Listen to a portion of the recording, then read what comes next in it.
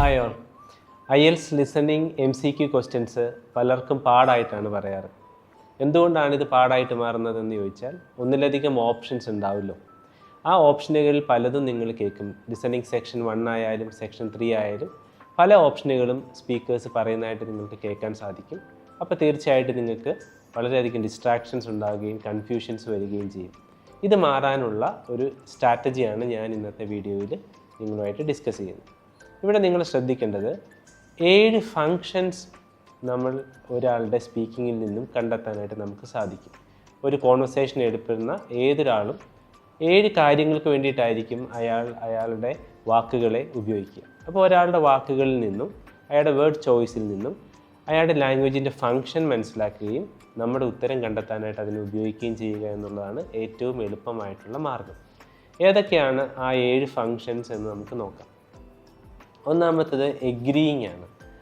ഒരാൾ മറ്റൊരാളുടെ അഭിപ്രായത്തോട് എഗ്രി ചെയ്ത് സംസാരിക്കുകയാണെങ്കിൽ അയാൾ ഉപയോഗിക്കുന്ന ചില വാക്കുകൾ നമ്മളെ ഹെൽപ്പ് ചെയ്യും.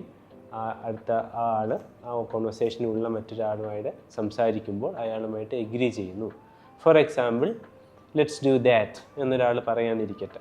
അതിൻ്റെ അർത്ഥം എന്താണ്? തൊട്ട് മുമ്പ് പറഞ്ഞ കാര്യത്തെ എഗ്രി ചെയ്യുന്നു, നമുക്കത് ചെയ്യാം എന്നുള്ള അർത്ഥത്തിൽ അയാൾ പറയുന്നു. അപ്പോൾ ഫങ്ഷൻ 1 എന്ന് പറയുന്നത് എഗ്രിമെൻ്റ് ആണ്, അല്ലെങ്കിൽ എഗ്രിയിങ് ആണ്. അപ്പോൾ ആളുകൾ എഗ്രി ചെയ്ത് സംസാരിക്കുന്ന ലാംഗ്വേജ് ഏതൊക്കെയാണെന്ന് ഇനി മുതലുള്ള ഓഡിയോയിൽ നിങ്ങൾ ശ്രദ്ധിക്കുക. രണ്ടാമത്തെ ഫങ്ഷൻ എന്ന് പറയുന്നത് കറക്റ്റിംഗ് ആണ്. ഒരാൾ സംസാരിച്ചുകൊണ്ടിരിക്കുമ്പോൾ അതിന് എന്തെങ്കിലും മാറ്റങ്ങളുണ്ടെങ്കിൽ കറക്റ്റ് ചെയ്ത് സംസാരിക്കുക എന്നുള്ളതായിരിക്കും ലിസണർ ചെയ്യുക. എക്സാമ്പിൾ, ആക്ച്വലി എന്നൊക്കെ പറഞ്ഞ് ചിലർ സ്റ്റാർട്ട് ചെയ്യാറുണ്ട് സംസാരിക്കുമ്പോൾ. എന്തിനാണ് ആക്ച്വലി എന്ന് ഉപയോഗിച്ചിരിക്കുന്നത്? മറ്റെന്തോ ഒരു കാര്യമാണ് അവിടെ ഡിസ്കസ് ചെയ്യേണ്ടത്, മറ്റെന്തോ പോയിൻ്റാണ് അവിടെ വരേണ്ടത്. അപ്പോൾ അത് കറക്റ്റ് ചെയ്ത് സംസാരിക്കുക. അപ്പോൾ നിങ്ങൾ നോക്കുക ഏതൊക്കെ രീതിയിലാണ് ആളുകൾ കറക്റ്റ് ചെയ്ത് സംസാരിക്കുക, എന്തൊക്കെ ഭാഷയാണ്, ലാംഗ്വേജാണ്, എന്തൊക്കെ ഫങ്ഷൻസിന് വേണ്ടിയിട്ടാണ് ഉപയോഗിക്കുന്നതെന്ന് ശ്രദ്ധിക്കുക. മൂന്നാമത്തത് റിജക്റ്റിംഗ് ആണ്. റിജക്റ്റ് ചെയ്ത് സംസാരിക്കുക. For example, I don't think എന്നൊരാൾ പറഞ്ഞെങ്കിൽ അതിൻ്റെ അർത്ഥം എന്താണ്? നേരത്തെ പറഞ്ഞിരിക്കുന്ന ആളുടെ അഭിപ്രായത്തോട് വിയോജിക്കുന്നു എന്നുള്ളതാണ്. അപ്പോൾ റിജക്റ്റ് ചെയ്ത് സംസാരിക്കുക. മറ്റൊന്ന് സജസ്റ്റിംഗ് ആണ്. ഇപ്പോൾ വാട്ട് അബൌട്ട് എന്ന് പറഞ്ഞൊരാൾ തുടങ്ങുകയാണ്, what about tea, what about coffee എന്നൊക്കെ പറഞ്ഞ് തുടങ്ങുകയാണെങ്കിൽ എന്താണ് അതിൻ്റെ അർത്ഥം? അയാൾ സജസ്റ്റ് ചെയ്യുകയാണ്, അല്ലേ? പുതിയൊരു കാര്യം സജസ്റ്റ് ചെയ്യുകയാണ് ഇവരുടെ കോൺവെർസേഷൻ്റെ ഇടയ്ക്ക്. അപ്പോൾ ശ്രദ്ധിക്കുക, എഗ്രീയിങ്, കറക്റ്റിംഗ്, റിജക്റ്റിംഗ്, സജസ്റ്റിംഗ്. ഇനി 3 കാര്യങ്ങൾ കൂടിയുണ്ട്. മറ്റൊന്നാണ് കൺഫേമിങ്. രണ്ടുപേർ സംസാരിച്ചുകൊണ്ടിരിക്കുമ്പോൾ ഒരാൾ ദാറ്റ്സ് റൈറ്റ് എന്ന് പറയുന്നുണ്ടെങ്കിൽ അതെന്തിനാണ്? തൊട്ട് മുമ്പ് പറഞ്ഞ ആൾ പറയുന്ന കാര്യത്തെ കൺഫേം ചെയ്യുകയാണ്. ഓക്കെ. ദെൻ മൂവിങ് എന്ന് പറയുന്നതാണ് അടുത്ത ഒരു function. For example, now what about this and this എന്നൊക്കെ പറഞ്ഞ ഒരാൾ ടോപ്പിക്ക് മാറ്റാൻ ശ്രമിക്കുകയാണെങ്കിൽ ഒരു കോൺവെർസേഷനിൽ ഉൾപ്പെടുന്ന കാര്യത്തിൽ നിന്നും വേറൊരു പോയിന്റിലേക്ക് മൂവ് ചെയ്യാനായിട്ട് അയാൾ ആഗ്രഹിക്കുന്നു, പുതിയൊരു പോയിന്റ് ഇൻട്രൊഡ്യൂസ് ചെയ്യാനായിട്ട് ആഗ്രഹിക്കുന്നു എന്നർത്ഥം. അപ്പോൾ മൂവിങ് എന്ന് പറയുന്നത് നമ്മുടെ 6ാമത്തെ ഫങ്ഷനാണ്.